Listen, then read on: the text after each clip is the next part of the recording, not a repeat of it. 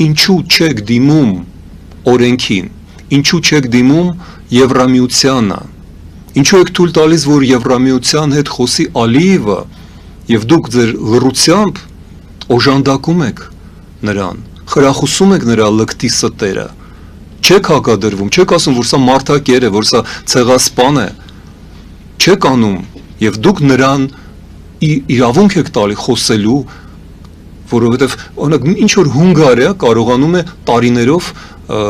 փակել Ուկրաինայի մուտքը, իհարկե չի կարողանա, բայց փորձում էր, կարողանում էր ձգձգել Թուրքիայի հետ միասին, Շվեդիայի եւ Ֆինլանդիայի մուտքը ՆԱՏՕ։ Ժամանակավոր, այո, բայց իրենք խանգարում էին, չէ՞։ Իրենց շահի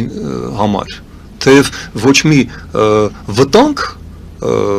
Շվեդիայի ու Ֆինլանդիայի կամ Ուկրաինայի դաշինք մտնելուց ոչ Հունգարիան, ոչ Թուրքիան չունեին։